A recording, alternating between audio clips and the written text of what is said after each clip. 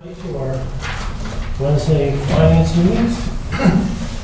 And today, we're going to do a summary look about 2014 that is almost final or always subject to the Dana Best disclaimer as the wonders of accounting involved.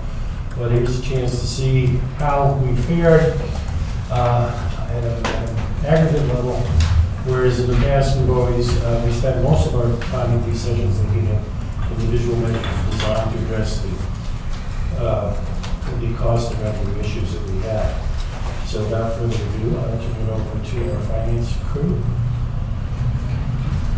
The numbers that are here are updated from the numbers that I had previously sent a week or two ago. There's been some small adjustments, so if you notice the change, that's what it is. The good news, the general fund is ending the year with a fund balance of $23,982,000. And that is the unassigned fund balance, so it's a combination of unassigned fund balance and assigned for budgetary requirements for future years. The fund balance increased $3,100,000 from the previous year. And the revenues were $71 million and expenses $68 million.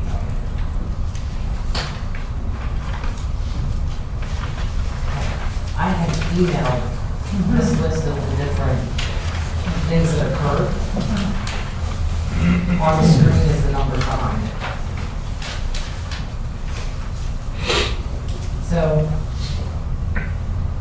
the spreadsheet that's first is the first part of the explanation on your printed material.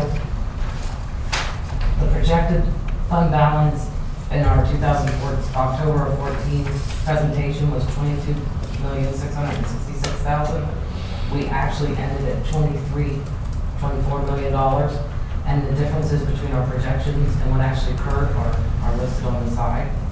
Real estate is within 0.5% of what we projected. And that is still one of the outstanding items.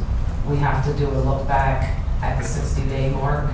And if it's a material difference between what we accrued and what occurred, we have to adjust it. And that's pretty unpredictable because prior year collections, we can have up to $500,000 in that last 15 days. So that is one item that will either go up or down potentially. It's the biggest area for change every year. Hotel tax is still outstanding, and children and youth receivable. We backed that down by $15,000. However, we are expecting the state to send a letter in April telling us that we will receive an additional $184,000.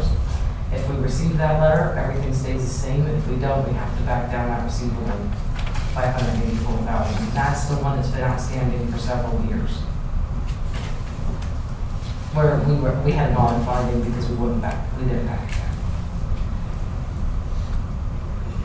So the big changes between our projections are the revenue is the difference of $1.3 million. That's 1.8%. The tax revenue is less than 1% difference, and other revenue is 5.1%, $1 million of the difference.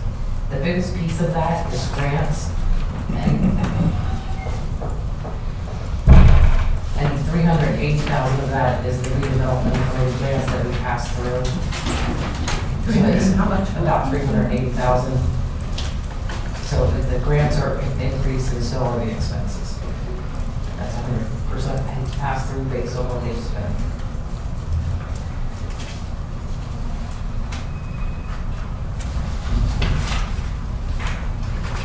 Overall, the expense difference is 0.02%. And this was based on the October presentation. Later, we also adjusted it for a potential, the audit finding that we didn't know what it was. We adjusted it for $1 million. So that is not included in this projection. It changes the percentage to 1.3% if you adjust for that.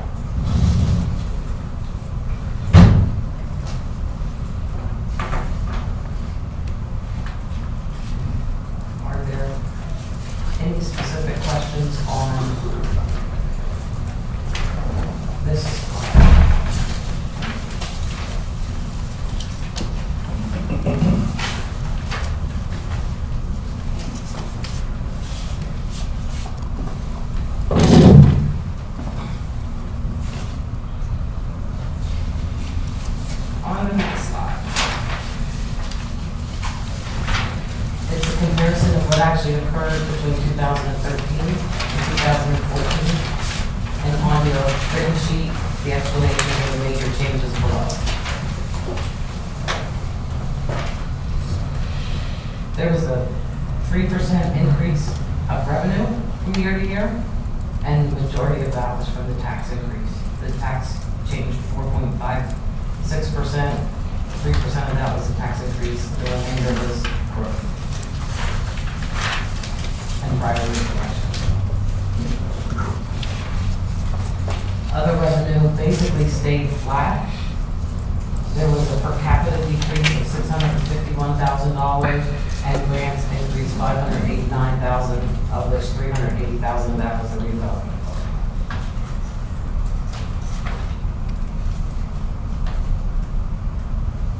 Expenses increased $2,448,000. That was an increase of 3.7%. Salary and benefits decreased $459,000, or 1.2%. Operating expense increased $1 million, or 6.5%. And that breaks out to grants to agencies of $380,000. Professional services, $141,000. Utilities, $150,000. Communications decreased $100,000.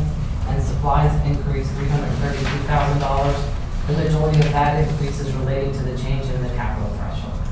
We changed the capital threshold up to 5,000, so all those things shifted up into. Capital increased about $107,000.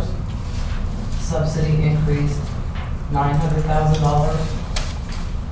And transfers and debt increased $806,000. The majority of that was the debt service increase of $1 million, offset by the transfer of the capital projects decrease. For the ending fund balance of $23,980,000.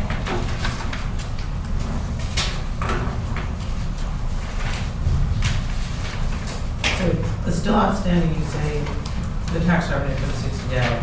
Yes. Okay. The hotel tax doesn't impact us. The admin fee will. So it's a smaller amount. We'll probably will have to open up if the tax itself is material in that fund. Does the admin fee go exclusively to the treasurer's office, or does that include us? It comes back into the general fund. But is it then reallocated to the, It is not. so the admin fee goes to the county proper, not specifically the treasurer's office? Correct. Okay.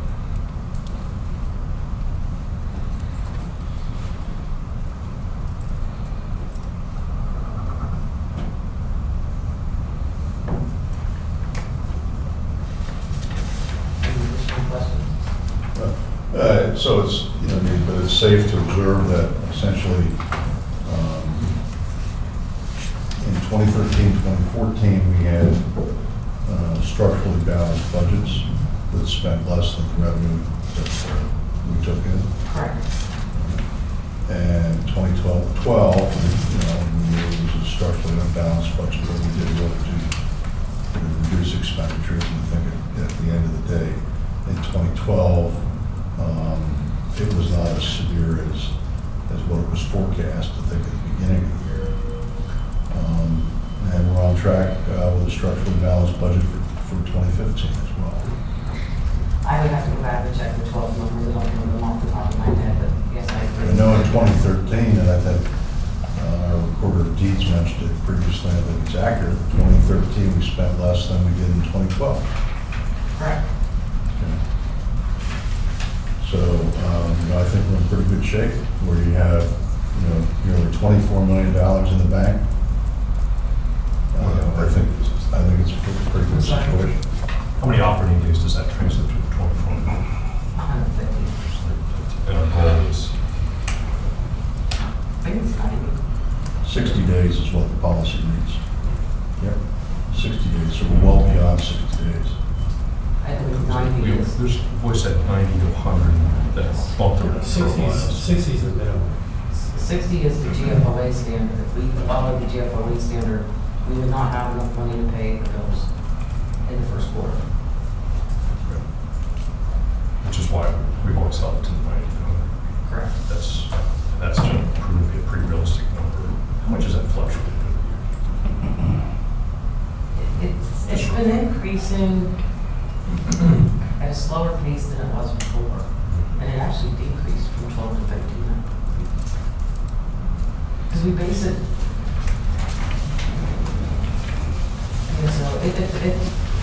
the dollar associated with it increases based on the budget. Right. That's why we went to the operating days, so give us a real-time inflation adjustment, essentially. Correct. Yeah, because we used to say $18 million. $18 million is what it used to be. That was, I figured that, before that was That's how long ago? $6 million. Yeah. 2004, 2005? I mean, Correct, is when we switched to operating days as opposed to a hard number. So, can we say, and again, this is a pretty high level, so we increased the millage by 3% in 2014. Okay. So, which translated into 3%. Our real estate taxes went up our tax revenues from real estate tax went up 2.18 million. But we wound up ahead overall with an increase to the fund balance of 3.1. Okay, so before we say, so part of that increase we could attribute to the tax increase, but then that only would explain 2.18 million of the 3.10. So the additional boost to the balance would have come from trimming expenses or from other things of mysterious nature. Before we all start taking credit for anything, I'm just trying to understand more clearly the source of where this. I mean, I'm very happy about the fact that our balance is higher. I just want to know where it came from. It's attributed to changes in both revenues and expenses. And overall, I think the biggest change from our projections were salary and benefits. So freezing salaries and cutting benefits actually did have a positive effect on the bottom line. Yes. Whether that's wrong to that, I'm not going to get into the politics of. And the fact, though, that our benefits costs went up from 2013 to 2014 by 4.92, that would have dragged down. They went down. They went down. And a large piece of that also is the retirement. The retirement percentage decreased from year to year. Okay, so, again, Wait a second, what's that about the retirement? Oh, the ARP? Yeah. The percent. Our ARC has been increasing. okay. So, if we go back to our good friends from PFM, because it's Wednesday and we always want to mention them, okay?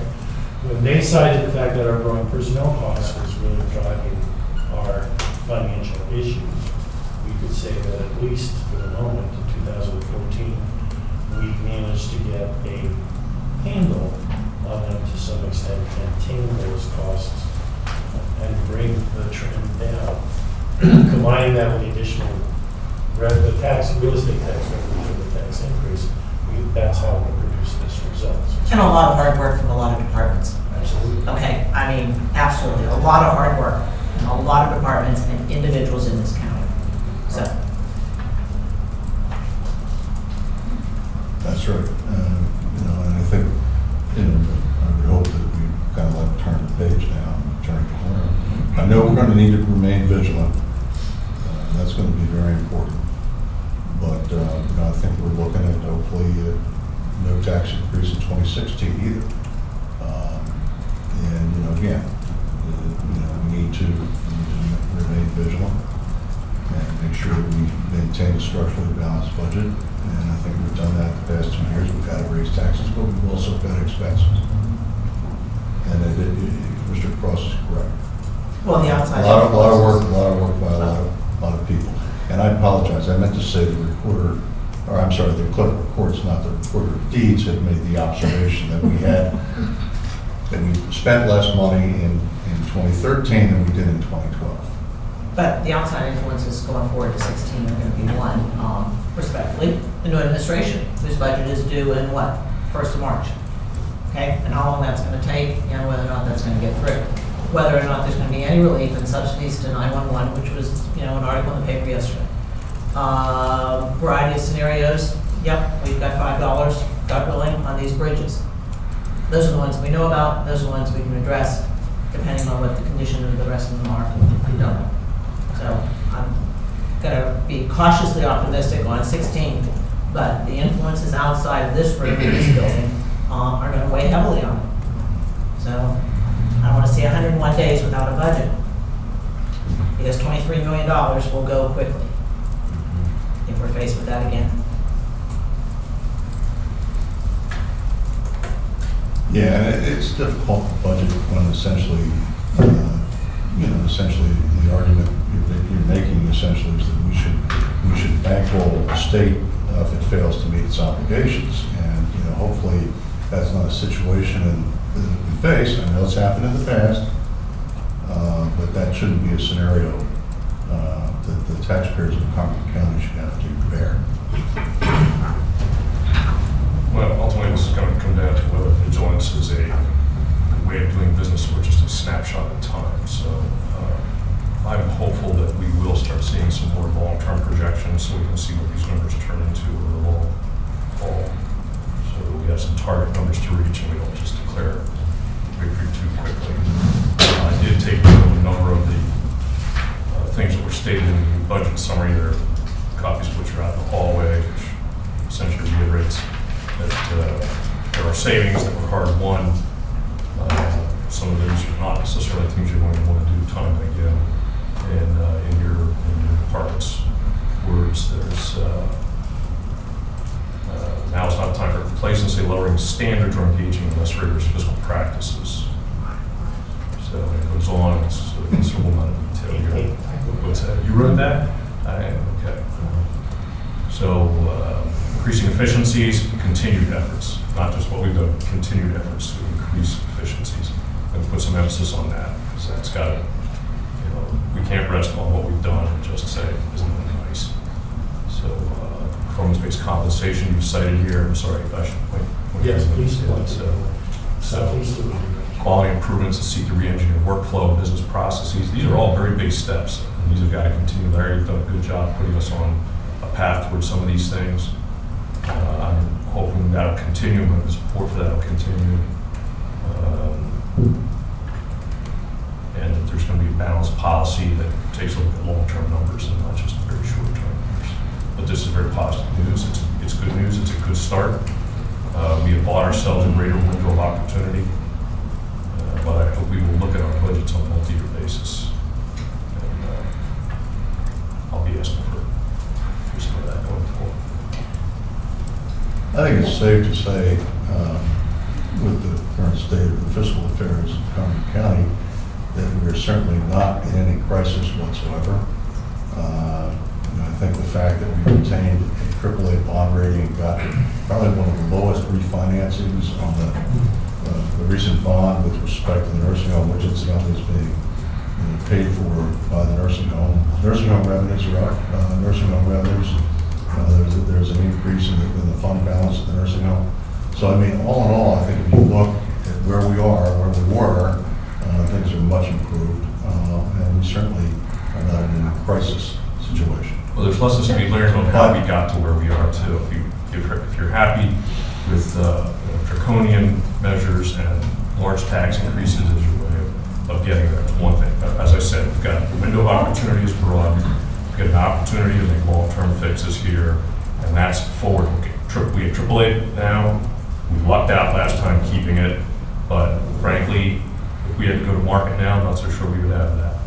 Luckily, we're not going to market anytime soon as far as anything's been stated clear. Things have improved since we went to market. Yes, taxes went way up, so there's money in the bank. No. My point Our is, taxes went up from we had- 2004 Right. for 4 solid years. And we had no tax increase this year, so I don't know what you're talking about. Anyway, My point is pretty straightforward here. You've got some good news, but you can't rest on your laurels. And finance department's we own agree. information states that. So I'm simply stating that I think it's a we little agree. early for a victory lap. No, I There's a lot of think work to we do. well, but if you remember, okay. Because there's no I- system to sustain But if this. you remember, There's I no walked in system here, to sustain this. when you were the chairman of the board of commissioners, okay? And I got elected and walked in here and became the new commissioner, all right? Inherited a structural deficit. That's right, there's been a structural deficit for a long Okay, time. My point is that, we took definitive action here over the past number of years. I think to improve the situation, we're on track. I think these are good numbers and we should all be That is proud of true. them. That is true. I have said that. I have not disagreed with that. I think, but I will restate what I've said. A lot of the turmoil the last few years was avoidable and unnecessary, had a system been put in place, and we need to aim to get back into that type of a system. Where we have You multi-year were here, I projections. wasn't here. We have multi-year projections where there's systems for accountability, where performance measures come up to the commissioners at budget time. So we aren't sitting here wringing our hands going, we don't know what to cut, we don't know how we're gonna make this budget gap go away. So we don't need to be back in that situation because this is progress, but it's progress that is very hard won. And it's not the way you're going to want to do it going forward, quite frankly. I think your crystal ball has been in place, I would say, since I was appointed, and those were 3 solid years immediately, with no tax increase and weathering every assessment. So looking at any expectation that taxes will never, ever, ever go up is somewhat unrealistic. So I believe that the fund balance that we are presenting to the public today is a reasonable fund balance. I believe that there are in place a variety of checks and balances, of opportunities to have departments, to have elected officials and their offices come forward and look at this budget in its entirety. So I don't know why the chief clerk walked out, political statement or not, but I'm going to call on the clerk of courts who's been sitting waiting for a comment. Well, the really good news, and I don't know if you guys have ever analyzed it or not, the really good news is that the draconian tax increases since 2008 on an average yearly basis are 40% less than they were from 2004 through 2008. I don't know if you knew that or not. And it's very nice that you On can an slice and average dice the yearly basis. information, slice and dice the information to make it meet your needs. The point was, Mr. Barkley and I bought ourselves time. The point is Yes, it's we true. we had to raise some taxes because of the situation that preceded us, and we inherited that structural deficit. But we immediately, unlike the boards that came since, we immediately attacked the structural deficit by trying to put in place a system that would address it. Okay? The only thing that changed So- was my arrival on the board. You're right, And again, and you benefited from the years that we stabilized the finances, and you stood up here and said, well, I didn't have to raise taxes because of the hard work we did in the first term.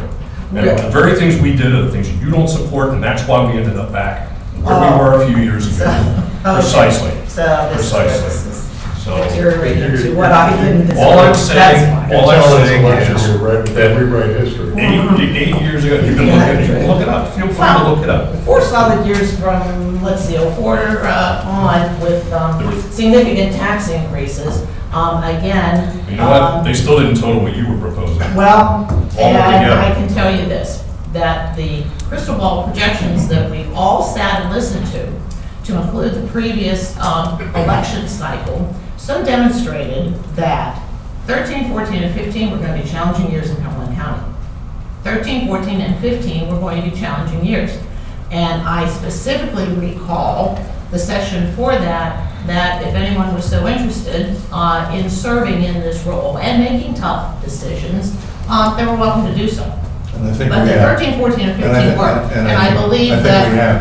I think we have Well, made some tough but decisions. what Yeah, you no, we gotta- inherited gotta and what remain you vigilant. sort of move forward with, I will not dismiss the hard work of the previous boards of commissioners in this county. So calendar can start either in someone's impression when I walked in or not. So Well, the support for those well, reforms went away when you got here. I And certainly that's done very that, and if clear. the reforms That were was very such in clear. place, you certainly had the opportunity for a minority commissioner to support those too. And whether or Right. not they were or not. Well, I've been a Well. minority commissioner for many years now. Okay. So anyhow, my point very Yes, sir. simply has been, before you go back, so you there's some very good work here, but I'm telling you, if going forward, you're gonna count on the types of wage freezes and the types of dramatic cuts. What I said back in '09, when the board voted the quadruple farmland preservation funding, as I said, you lived to regret it, it's a budget buster. I think it was proven to be correct. And now we have no money out of the general fund for that, which is precisely what I said would happen because of very short-term attitudes. My point in speaking to this today is we need to have a long-term perspective and not just think about what's happening next year or how good the numbers look at the end of this year. I would love to see a 3-year budget recovery plan so that we can see where our numbers are trending. And we get budgets that include everything, including election machines built into them, so we have a realistic idea of what the expenses are going to be. And then we aim for those numbers. But this budget is still in recovery. There's still serious work to do here, or this structural deficit will balloon again. And when I sat in that chair, let me ask you this. I brought in the concept of the DOD budget, which I was very familiar with, that looks at a 5-year cycle, and I was immediately dismissed because I was in that chair and you were sitting here. Absolutely so. But regardless of that. Those 3-year and 5-year Well, projections. You say and then obviously you that work in that environment, So- but you've been the one who's always opposed it by saying exactly what you said 5 minutes ago. We don't know what the state's going to do to us. It's all out of our control. And that's not true. That is in fact true, and if you dismiss outside influences, Nobody's you dismissed are, outside well, the influences. influencers are significant. They are absolutely significant. Yes, they are. Well, you're obviously saying that we But can't it's not an do that. excuse to say we can't control anything, which is how it's. Well, and we used. certainly have, and the departments and the elected officials in this county have made significant sacrifices to have this budget reflect what it does today. Yes, So- and many of the rank and file employees have, and they're still wondering how this is all going to play out, which is one of the reasons we're facing a number of the problems we're facing with the workforce today in terms of interest in unionization, poor morale we keep hearing about. These are because of the amount of turmoil. Some turmoil was absolutely unavoidable. We recognize that, but we should seek to prevent these types of crises, and we could have done it years ago had there been more attention toward addressing those long-term numbers and engaging in an accountability structure that would allow us to address that structural deficit instead of on just a one-year basis. So I'm I'm sorry, but I'm gonna keep arguing for this. It's what I argued for when I got here. We were putting it in place, we had good success with it. Yes, we had a few years where we had to absolutely stabilize the finances of the county. It is a growing county. I've had to vote for some tax increases. We've all had to vote for some tax increases. And we'll have to do it again. But it shouldn't be a welcome development. There are other things we can do, we should be doing. There are professional management standards that are no longer being met here that we can absolutely put in place. And if we're talking about, we just had all this discussion recently about change and transitions and how we get our workforce to understand to do things differently. There are ways to do that, and to do it correctly, and to do it successfully. But the board has not embraced them except beyond, frankly, words. And actions speak a lot louder than words. So I'm hopeful we'll see more actions in place here as we seek to prepare our workforce for some of these structural changes. These are not going to be easy to implement. They are significant, but they are necessary. And they were necessary years ago.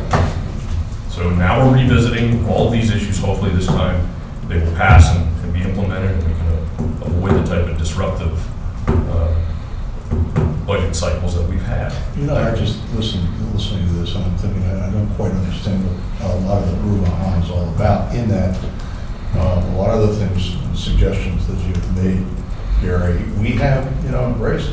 Yes. That's why I mentioned yesterday, this board unanimously is in support of pay for performance. We're moving forward. It's an untested concept. We want to make sure it's fair. I want to be fair to our hardworking, dedicated employees.